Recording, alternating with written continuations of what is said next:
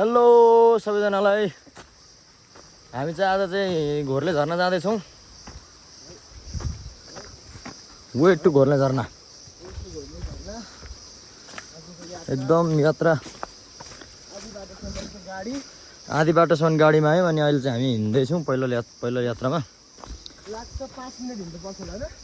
त्यत्रो अलिक पर्दैन, लगभग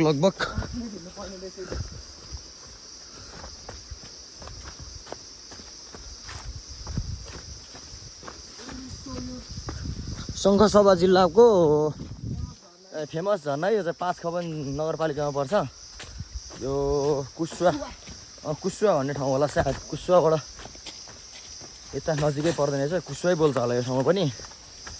यहाँनिर परसम्म चाहिँ लगभग 5 मिनट जति हिँड्नुपर्छ।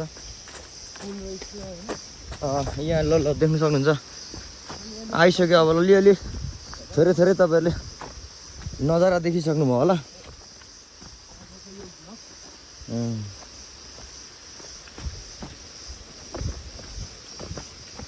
यहाँ रहेछ नि त पानी खाने सुविधा,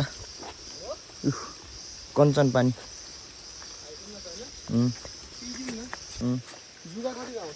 जुगा त कुन त लेख्ने हो।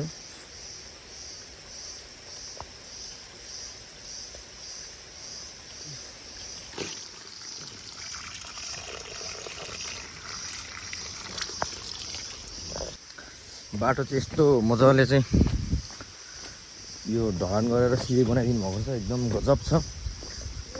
तपाईँहरू पनि एकचोटि आउनै पर्ने ठाउँ यो चाहिँ। एकचोटि तपाईँहरूले पनि भिजिट गर्नै पर्ने ठाउँ हो यो चाहिँ, घोर्ले झर्ना।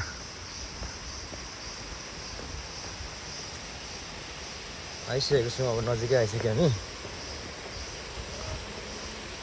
ला तर एकदम हामी यति बेला समय त होइन रहेछ कि हो। यता रहेछ नि त लुकेको झर्ना। म चाहिँ उपरको त्यो सानो झर्नाहरू देखेर चाहिँ यति बेला होइन है क्या हो जस्तो लागेको थियो। तर झर्ना चाहिँ यतापट्टि रहेछ, तपाईँहरूलाई म देखाइहाल्छु। अब थोरै चाहिँ पर्खिनुहोस् है त।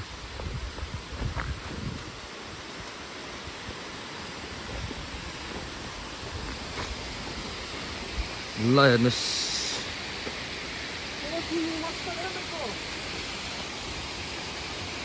यहाँनिर आएर स्विमिङ गर्नु नि मिल्यो।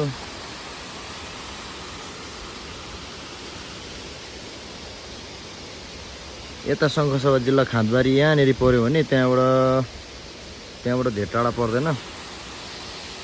यो चाहिँ घोर्ले झर्ना एकदमै फेमस झर्ना हो शङ्खसभा जिल्लाको।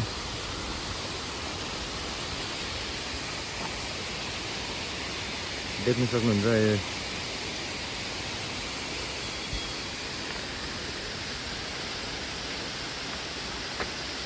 एकदम शान्त वातावरण भएको, सफा स्वच्छ ठाउँ।